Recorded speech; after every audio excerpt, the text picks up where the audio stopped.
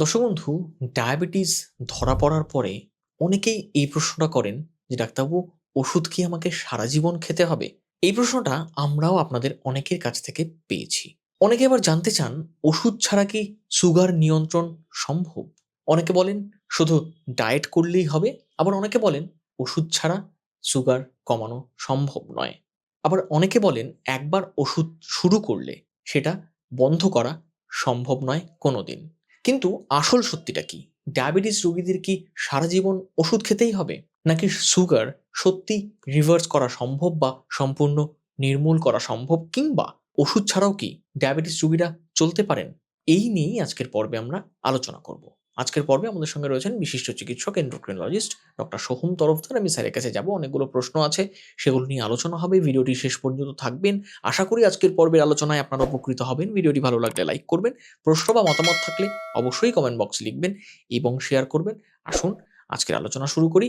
Sir, আপনাকে স্বাগত জানাচ্ছি হেলথ ইমপ্যাক্ট বাংলায়। নমস্কার, আমি ডক্টর সোহম তরফদার, ডায়াবেটিস এবং সুগার বিশেষজ্ঞ, মণিপাল হসপিটাল, ঢাকুরিয়ায় কর্মরত।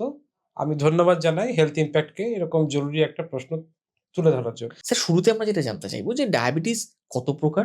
টাইপ 1, টাইপ 2 ডায়াবেটিস, এই দুইয়ের পার্থক্যটাও যদি একটু বুঝিয়ে বলেন। ডায়াবেটিসের প্রধান যে ২ টাইপ আছে, টাইপ 1 এবং টাইপ 2 আছে। ঠিক আছে? প্রধান যে পার্থক্য হচ্ছে আমাদের টাইপ 1 ডায়াবেটিসে ইনসুলিন হরমোন তৈরি করার ক্ষমতা শরীরে একদম পুরোপুরি চলে যায় এবং প্যানক্রিয়াস যে আমাদের অর্গান আছে সেখান থেকে যে বিটা সেল আছে, সেই বিটা সেলটি নষ্ট হয়ে যায়। এই বিটা সেল থেকে আমাদের ইনসুলিন নিষ্করণ হয়ে সেইটা আমাদের সুগারকে নিয়ন্ত্রণ করতে সাহায্য করে। সেটা হচ্ছে টাইপ 1 ডায়াবেটিস। সাধারণত এই টাইপ 1 ডায়াবেটিস অনেক ছোটবেলার থেকে দেখা দেয়। সাধারণত ১০ থেকে ২০ বছর বয়স অবধি এই বয়সের বাচ্চাদেরই এটা শুরুতে দেখা দেয়। কিন্তু এরকমও আছে যে ২৫ বছর ৩০ বছর বয়সেও টাইপ 1 ডায়াবেটিস এখন ধরা পড়ছে। টাইপ 2 ডায়াবেটিস হচ্ছে প্রধানত যেখানে ইনসুলিন তৈরি করার ক্ষমতা হয়তো ঠিক আছে। বিটা সেল কাজ করছে। কিন্তু সেই ইনসুলিন হরমোনটি যেখানে কাজ করবে অ্যাডিপোজ টিস্যু, লিভার এবং মাসেলে সেই কাজ করার ক্ষমতাটি আ নেই। তাহলে ইনসুলিন রেজিস্ট্যান্স মানে ইনসুলিন তৈরি হচ্ছে কিন্তু কাজ করতে পারছে না। কিন্তু আমি জানিয়ে রাখি শুরুতেই যে টাইপ 2 ডায়াবেটিসেও একটা ইনসুলিন তৈরি করার প্রবণতা আস্তে, আস্তে কমতে আরম্ভ করছে এবং দীর্ঘদিন টাইপ 2 ডায়াবেটিস থাকলে তারাও কিন্তু আল্টিমেটলি ইনসুলিন ডিপেন্ডেন্ট হয়ে যাবে এবং তাদেরও ইনসুলিন লাগতে পারে। আচ্ছা, স্যার এবার একটু বলুন যে ডায়াবেটিস রোগীরা কি আজীবন ওষুধ খাবেন? তাদের হুম, কি সারা জীবন ওষুধটা হুম। খেয়ে যেতে হবে? তো এইটা বুঝতে গেলে সবার আগে আমাকে বুঝতে হবে ডায়াবেটিসটা কেন হলো? আমি প্রধানত এখানে ডায়াবেটিস বলতে টাইপ 2 ডায়াবেটিসটার উপর ফোকাস রাখছি। কারণ সেটাই সবথেকে কমন এবং সেটা সবথেকে বেশি মানুষের মধ্যে পাওয়া যায়। হ্যাঁ? তো টাইপ 2 ডায়াবেটিসের যে অরিজিনটা যেটা মানে তৈরি হওয়ার যে প্রবণতা সেটা হচ্ছে স্থূলতা থেকে আসছে। ওয়েট গেইন হচ্ছে, ওবেসিটি হচ্ছে এবং এই ওবেসিটির জন্য ইনসুলিন রেজিস্ট্যান্স যে ইনসুলিনটা কাজ করার ক্ষমতা হারিয়ে ফেলছে। এবং আমাদের শুরুর দিকে যখন ডায়াবেটিস নিয়ে ১ম বার যখন কেউ আসে, তার হয়তো সুগারের মাত্রাটা একটু কমের দিকে। হয়তো তার খালি পেট এবং ভরা পেট দুটোই ২০০ থেকে ২৫০ র মধ্যে। তো এরকম জায়গাতে দাঁড়িয়ে আমি শুরুতেই কখনো কাউকে কোনো পেশেন্টকে ওষুধের দিকে মানে ফেলবো না। শুরুতে আমরা একটা সুযোগ দেব তাকে যে তার লাইফস্টাইলে সে যদি পরিবর্তন করে, সে যদি ডায়েট এবং এক্সারসাইজটাকে প্রধানভাবে ফলো করতে পারে, সে হয়তো কিছুদূর অব্দি ডায়াবেটিস রিভার্স করতে পারবে। আচ্ছা।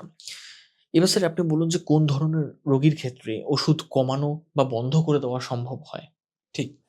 এবার যেরকমভাবে আমি বললাম যে আমাদের শুরুর দিকে যেমন ডায়াবেটিস আছে, ১ম ৫ বছরের মধ্যে একটা প্রবণতা থাকে যে যদি মানুষ যিনি ডায়াবেটিসে আক্রান্ত তিনি যদি আ ১৫% তার যে ওয়েট গেইন আছে ১৫% ওয়েট লস করতে পারে। মানে হুম। যদি কারোর ওজন থাকে ১০০ কেজি, সে যদি আ ৩ থেকে ৬ মাসের মধ্যে এক্সারসাইজ করে ডায়েট করে ১৫ কেজি অব্দি ওয়েট লস করতে পারে। সে যদি ৮৫ বা ৮০ তে আসতে পারে। দেখা গেছে অনেক ক্ষেত্রে এই ওয়েট লসের জন্যই অনেক ক্ষেত্রে সুগারটা গায়েব হয়ে যাচ্ছে। সুগারটা থাকছে না এবং এগুলো স্টাডি করেও পাওয়া গেছে। তো আমরা সবসময় টার্গেট থাকবো যে একটা পার্সেন্টেজ ওয়েট লস করতে হবে। ১০% খুব ভালো, ১৫% করলে ওষুধ অব্দি বন্ধ হয়ে যেতে পারে।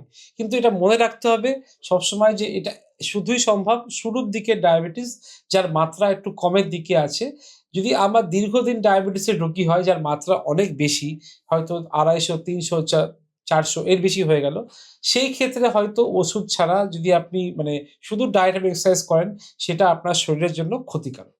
আচ্ছা। স্যার এবার একটু জানবো যে ডায়াবেটিস রিভার্সাল বা ডায়াবেটিস নির্মূল করে দেওয়া এই কথাটা মেডিকেলি কতটা সঠিক বা বাস্তবসম্মত? এই মুহূর্তে আমি যেরকম আগের প্রশ্নের উত্তর দিলাম, এই মুহূর্তে আমাদের বেশ কয়েকটি স্টাডিতে দেখা গেছে যে ওয়েট লস করে ডায়াবেটিস নির্মূল হচ্ছে। ফলে এই কথাটা একদম ভুল নয়। ঠিক আছে? কিন্তু ওই ওজন কমানোর পদ্ধতিগুলো সবাইকে জানতে হবে, শিখতে হবে। কিরকম করে সেফলি আমরা ডায়েটটা ফলো করতে পারবো, কিরকম করে এক্সারসাইজ করতে পারবো। কিন্তু এইটা যেরকম সত্যি যে আমরা ডায়াবেটিস নির্মূল করতে পারি, সেটা সব ক্ষেত্রে হয়তো সম্ভব নয়। সেটাও মানে আমাদেরকে পেশেন্টকে সবসময় বলতে হয় যে, আপনার ক্ষেত্রে একটা রিয়ালিস্টিক এক্সপেকটেশন তৈরি করতে হবে যে, সবাই পারবে তা নাও হতে পারে। কিন্তু এই সুযোগটা সব পেশেন্টেরই দেওয়া উচিত। তারা নিজেদের মধ্যে কিছু পরিবর্তন আনতে পারে তারা যাতে নিজেদের ডায়েট এবং এক্সারসাইজটার উপর ফোকাস করতে পারে। তাহলে হয়তো তার ওষুধের যদি একদম নির্মূল নাও হয়, ওষুধের সংখ্যাও কিন্তু কমতে পারে। হয়তো আগে ৩ টে ৪ টে ওষুধ খেতে হচ্ছিল। হয়তো তার আগে ইনসুলিন লাগছিল। সেইগুলো হয়তো আস্তে, আস্তে কমে আসতে পারে বা বন্ধ হয়ে যেতে পারে।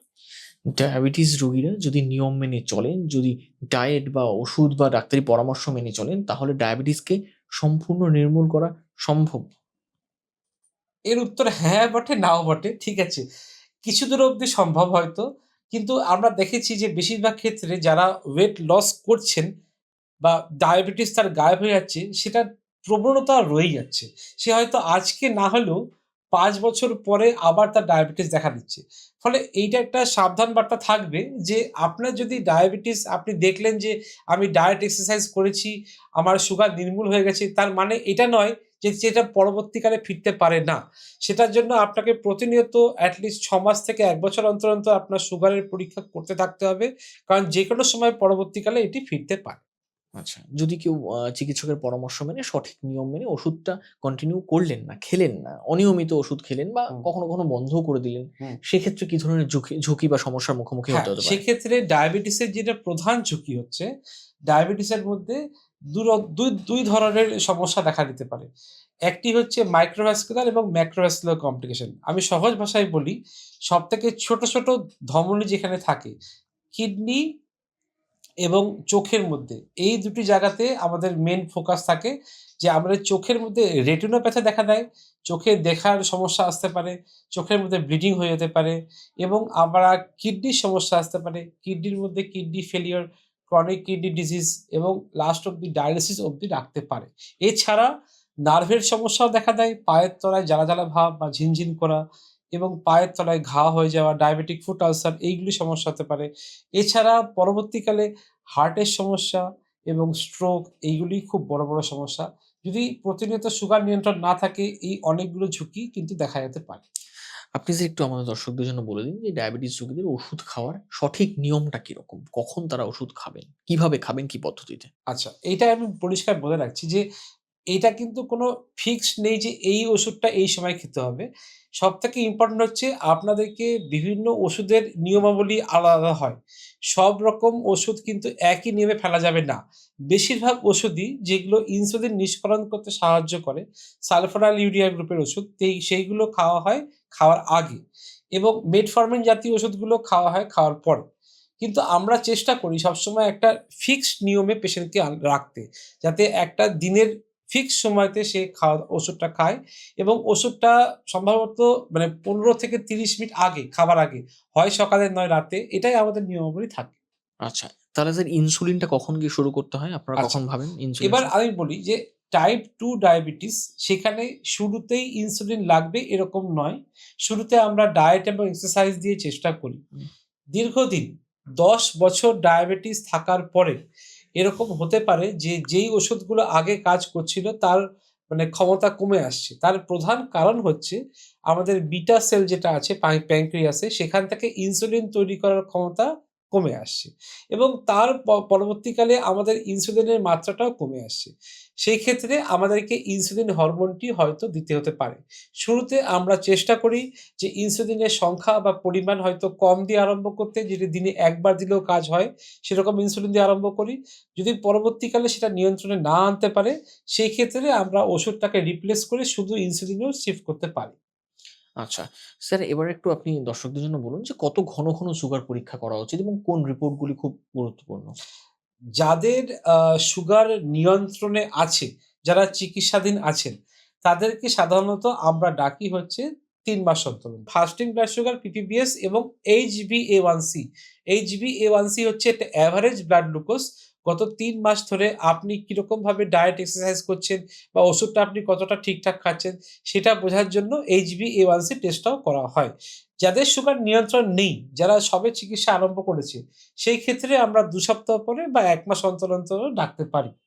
আর যারা ইনসুলিনে আছেন, তাদের ক্ষেত্রে আমরা বলি যে বাড়িতে গ্লুকোমিটার মেশিন রাখতে, এবং আমরা চাই যে তারা এট লিস্ট দিনে ২ থেকে ৩ বার যেন নিজেদের সুগারটা টেস্ট করেন। এই যে সুগার নিয়ন্ত্রণে থাকলে যাদের কথা আপনি বলছেন, এখানে নিয়ন্ত্রণে বলতে কোন মাত্রাটাকে বোঝাচ্ছেন? আচ্ছা, ইনসুলিন নিয়ন্ত্রণ বলতে বোঝায় হচ্ছে খালি পেটের যে সুগারের মাত্রা, যেটা ফাস্টিং ব্লাড সুগার বলে, সেটি ১৩০ এর মধ্যে, যেটা ভরা পেটে যেটা সুগার, সেটা পিপিবিএস বলে, পোস্ট প্রান্ডিয়াল ব্লাড সুগার, সেটি ১৮০ র মধ্যে, এবং HbA1c র মাত্রা ৭ এর মধ্যে। এবার আমি ১ম এই বলে রাখি, এই মাত্রাটা কিন্তু ভ্যারি করে। আমরা যদি কোনো ইয়াং পেশেন্ট পাই, বয়স কম, তার ক্ষেত্রে আমরা HbA1c টার্গেটটা আরো কম রাখতে পারি, 6.5 রাখতে পারি। কারণ তার জীবনটা অনেক লম্বা আছে, এবং পরবর্তীকালে যদি কেউ অনেক বয়স্ক আসেন, যাদের ৮০ বছর, ৭০ বছর, ৬০ ঊর্ধ্ব যাদের, তাদের ক্ষেত্রে আমরা HbA1c র মাত্রা অতটা স্ট্রিক্ট রাখি না। 7.5, 8 অব্দি অ্যালাউ করি। কারণ তাদের ক্ষেত্রে সুগার ফল্ট হয়ে গেলে তারা নিজেদের থেকে চিনি খাবেন বা মিষ্টি খাবেন, সেটা করার ক্ষমতা থাকে না অনেক সময়। আমরা চাই যে তাদের হাইপোগ্লাইসেমিয়া সিম্পটম গুলোতে না আসে। আচ্ছা, স্যার সুগারের মাত্রা কত থাকলে আপনারা ওষুধটা সাময়িকভাবে বন্ধ করতে বলেন বা সেই পরামর্শ হ্যাঁ, দেন? যদি আমরা দেখি কোনোদিনও যে পেশেন্ট যারা ওষুধ বা ইনসুলিনে আছেন, যাদের সুগারের মাত্রা ৭০ এর নিচে নেমে গেছে, তাদেরকে বলি যে পেশেন্টের হাইপোগ্লাইসেমিয়া হচ্ছে। এই ক্ষেত্রে উচিত হচ্ছে সঙ্গে, সঙ্গে ১৫ গ্রাম যেকোনো ধরনের সুগার বা বা গ্লুকন-ডি, এটা আপনি খেতে পারেন, এবং তার সঙ্গে, সঙ্গে খাবারও খেতে হবে। ঠিক আছে? এর পরবর্তীকালে আপনাকে উচিত হচ্ছে যে ওষুধের মাত্রা কমাতে হবে। সেটার জন্য ডাক্তারের সঙ্গে অবশ্যই পরামর্শ করা উচিত। কোনো ওষুধই হঠাৎ করে বা কোনো ইনসুলিনই বাদ যাবে না হয়তো। কিন্তু ওষুধের ডোজ অ্যাডজাস্টমেন্ট এর প্রয়োজন আছে, এবং কেন সুগারটি কমে গেল সেটাও একটু বোঝার প্রয়োজন আছে। এই যে সুগার নিয়ন্ত্রণে রাখার যে স্যার পদ্ধতি, এটা তো একটা লম্বা প্রসেস। এই প্রসেসটার মধ্যে থাকতে গেলে ডায়েটটা খুব ইম্পোর্টেন্ট। আপনি যদি একটু বলেন, এটা অনেক কনফিউশন আছে, অনেক বিভ্রান্তিও ছড়িয়ে ছিটিয়ে রয়েছে সব মহলে যে ভাত খাবো না রুটি খাবো বা কি হ্যাঁ, ধরনের হ্যাঁ। খাবার খাবো, চিনি খাবোই খাবো না নাকি মিষ্টি কি কোনোদিনই ছোবো না। এই ধরনের বিভিন্ন রকম প্রশ্ন ঘুরে বেড়ায়। আপনি একটু যদি এই জায়গাটা স্পষ্ট ঠিক, করেন। ঠিক। আ ডায়েট, ডায়াবেটিসের ডায়েট, এবং এটি একটি বিশাল বড় টপিক। এটা এত কম সময়ে হয়তো বোঝানো সম্ভব হবে না। আ আমি তবুও যেটা বেসিক কিছু ইনস্ট্রাকশন রাখবো। যেটা আপনারা যখনই ডায়েটের দিকে দেখছেন, ভাত খাচ্ছি না বা রুটি খাচ্ছি, এটা জরুরি নয়। এটা জরুরি নয়। আপনাকে দেখতে হবে টোটাল ক্যালোরির পরিমাণ, এবং সেই ক্যালোরির পরিমাণটা কি, কি খাদ্যবস্তু থেকে আসছে। তার মধ্যে কমপ্লেক্স কার্বোহাইড্রেট থাকতে হবে। তার মধ্যে ভাত এবং রুটি থেকে কম ক্যালোরি আসতে হবে, এবং আপনার বেশি পরিমাণ খাদ্যশস্যের মধ্যে আ ডাল থাকবে, সবজি থাকবে সব রকমের, এবং ফল থাকবে। এই ফল নিয়েও অনেক প্রশ্ন আছে যে ফল মিষ্টি, আপেল খেতে পারবো কিনা, লেবু খেতে পারবো কিনা? বেশিরভাগ ফল অল্প পরিমাণে সবই খাওয়া যায়। আপেল, পেয়ারা, লেবু, শসা, হ্যাঁ? এবং মাটির তলার, মানে অনেকে বলে যে গাজর খাবো কিনা, মূলো খাবো কিনা, আলু খাবো কিনা? এগুলো সবই খাওয়া যাবে একটা পরিমাণ মতো। এবার এই পরিমাণটা জানাটা খুব জরুরি যে কতটা পরিমাণে কত ক্যালোরি, সেটা একজন ভালো ডায়েটিশিয়ান এর থেকে আপনি চার্ট বানাতে পারেন, বা আপনার ডাক্তারবাবুদের সঙ্গে পরামর্শ করে একটা ভালো চার্ট বানালে সবথেকে ভালো হয়। এবার স্যার আপনি একটু বলুন যে এই ওষুধ এবং ডায়েটের পাশাপাশি কি ধরনের অভ্যাস বা জীবন আ বা জীবনশৈলী গড়ে তোলা উচিত একজন ডায়াবেটিস রোগীর? সবার আগে যেটা বলতে হবে যে কিছু, কিছু অ খারাপ অভ্যাসের কথা, অ্যাডিকশন থেকে দূরে থাকতে হবে। যেরকম হচ্ছে স্মোকিং। তো স্মোকিং পুরোপুরি স্টপ করতে হবে, এবং অ্যালকোহল ইনটেক পুরোপুরি স্টপ করতে হবে। ঠিক আছে? তো এই দুটো জিনিস তো একদম মেনে চলতে হবে। এবার আপনি ধরুন বললেন যে আমি একটা বিয়ে বাড়িতে গেছি মিষ্টি খাবো। আপনার যদি সুগার নিয়ন্ত্রণে থাকে এবং আপনি প্রপার ডায়েট মেইনটেইন করছেন, সেদিনকে আপনি হয়তো একটা মিষ্টি খেলে খুব একটা হয়তো ক্ষতি হবে না। কিন্তু যদি এটা অভ্যাসে পরিণত হয় যে আপনি রোজই মিষ্টি খেয়ে যাচ্ছেন, সেক্ষেত্রে কিন্তু খুবই খারাপ হতে পারে। এছাড়া আমি ডায়েটের ওই ইনস্ট্রাকশন গুলো আগে দিয়েছি। আ আমি এরপরে বলব যে এক্সারসাইজের দিকে অবশ্যই ফোকাস রাখতে হবে। এক্সারসাইজের মধ্যে অ্যারোবিক এবং অ্যানারোবিক ২ ধরনের অ্যাক্টিভিটি করতে হবে। সপ্তাহে মিনিমাম ৫ দিন ৩০ মিনিট করে হাঁটা এবং সপ্তাহে ৩ দিন একটু ওজন তোলা বা একটুখানি রেজিস্ট্যান্স ট্রেনিং যদি করা যায়, তাহলে খুব ভালো হয়। দর্শক বন্ধু, আপনারা শুনলেন যে ডায়াবেটিস মানেই শুধু ভয় বা আতঙ্ক নয়, ডায়াবেটিসকে কিন্তু নিয়ন্ত্রণ করা সম্ভব। কখনো, কখনো কোনো জায়গায় গিয়ে সেটাকে একেবারে নির্মূল করাও সম্ভব হতে পারে বলে এমনটাই বলছেন চিকিৎসক। আপনারা চিকিৎসকের পরামর্শ মেনে চলবেন। ওষুধ, ডায়েট এবং লাইফস্টাইল এই ৩ টে যদি আপনারা সঠিকভাবে মেনে চলতে পারেন চিকিৎসকের পরামর্শ মতো, তাহলে কিন্তু আপনারা এই সুগার বা ডায়াবেটিসের হাত থেকে মুক্তিও পেতে পারেন। যদি আপনাদের কোনো প্রশ্ন থাকে বা মতামত থাকে, অবশ্যই আমাদের কমেন্ট বক্সে লিখুন। আপনাদের প্রশ্নগুলো নিয়ে পরবর্তীতে আমরা কোনো পর্বে আবার আলোচনা করব। আজকের মতো এখানেই শেষ করছি। ভালো থাকুন, সুস্থ থাকুন। ধন্যবাদ।